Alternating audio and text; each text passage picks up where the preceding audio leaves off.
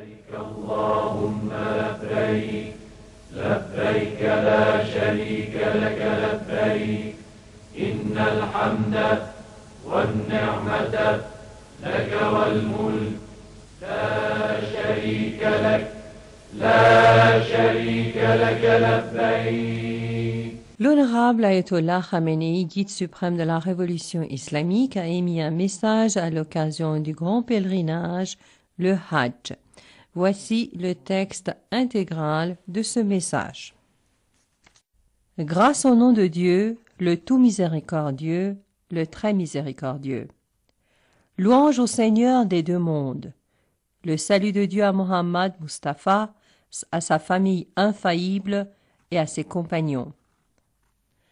Secret de l'unité et de l'honneur, symbole du monothéisme et de la spiritualité, la Kaaba est en séjour du grand pèlerinage, le Hajj, l'hôte des cœurs comblés de ferveur et emplis d'espoir, qui, venu des quatre coins du monde, répondant oui à l'appel du Seigneur le Très-Haut, se hâte, labbaïk aux lèvres, vers le berceau de l'islam.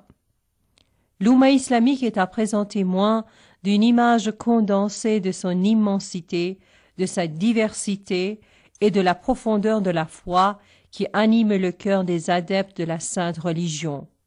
Elle peut aussi voir de ses propres yeux comment ces messagers se sont rassemblés ici et prendre conscience de la portée de ce capital inépuisable et inégalable. Une telle prise de conscience nous permet à nous les musulmans d'avoir une juste conception de la place digne qui nous revient dûment aussi bien dans le monde d'aujourd'hui que dans celui de demain et de suivre notre marche vers elle.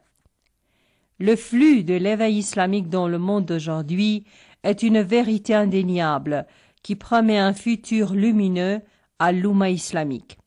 Depuis 3 décennies que cet élan puissant a débuté dans le sillage de l'avènement de la révolution islamique et de la mise en place de l'ordre de la République islamique, notre grande Oumma a infailliblement suivi un mouvement en avant, a surmonté les obstacles se dressant sur son chemin et a conquis les tranchées.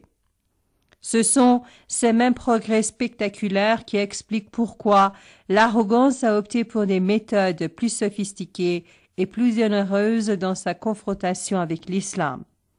La vaste campagne de désinformation de l'ennemi pour attiser l'islamophobie n'est qu'une démarche précipitée afin de diviser les écoles islamiques et raviver les fanatismes sectaires.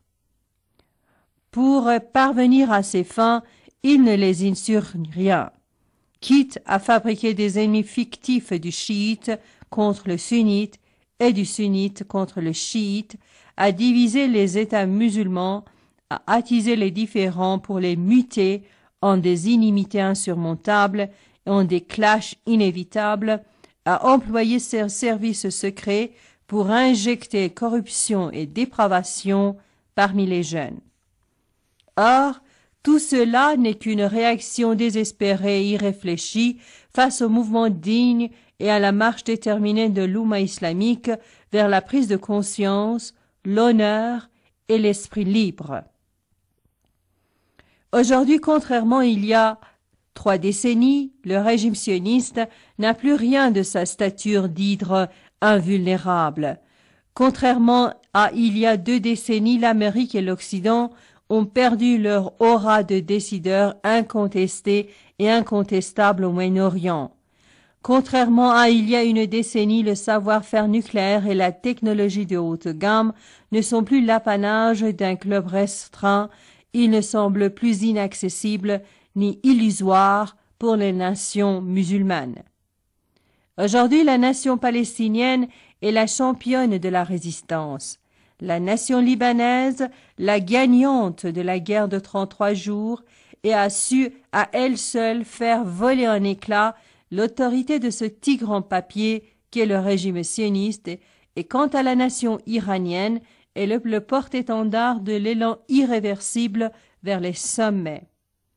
Aujourd'hui, l'Amérique arrogante, ce commandant autoproclamé de la terre islamique, ce principal supporter du régime sioniste, s'englue dans le bourbier qu'elle a créé elle-même.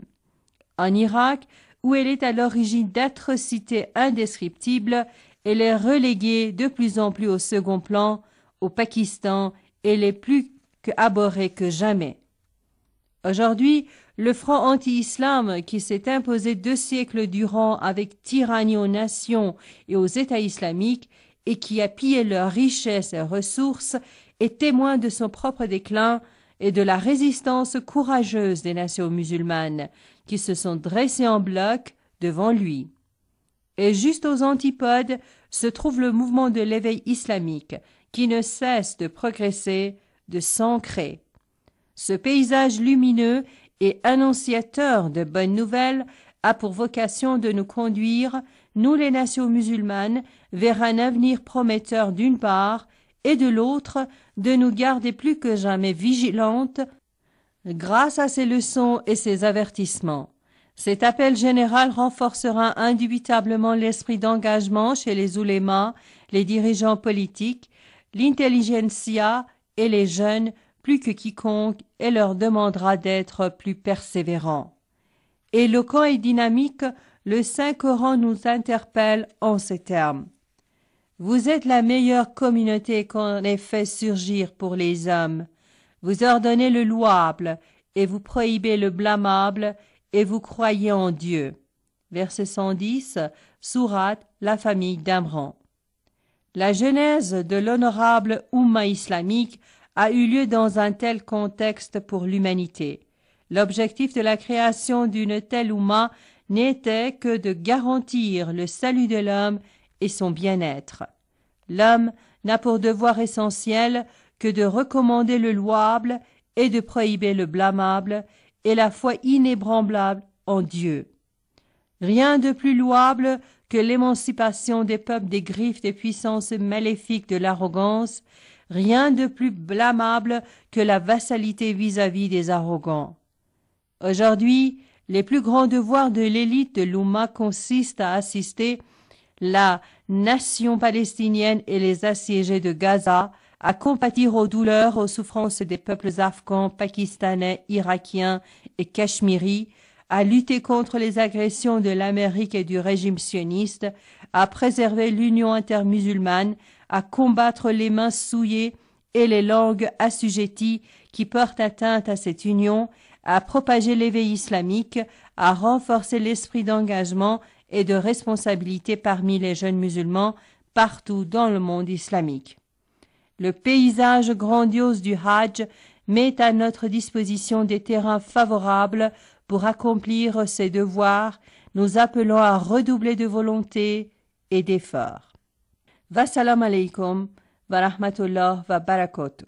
Sayyid Ali Hosseini Khamenei, 1er de la lune de Zul-Hajjah 1425, 17 Aban 1389 du calendrier persan, 8 novembre 2010. لبيك اللهم لبيك لبيك لا شريك لك لبيك إن الحمد والنعمة لك والملك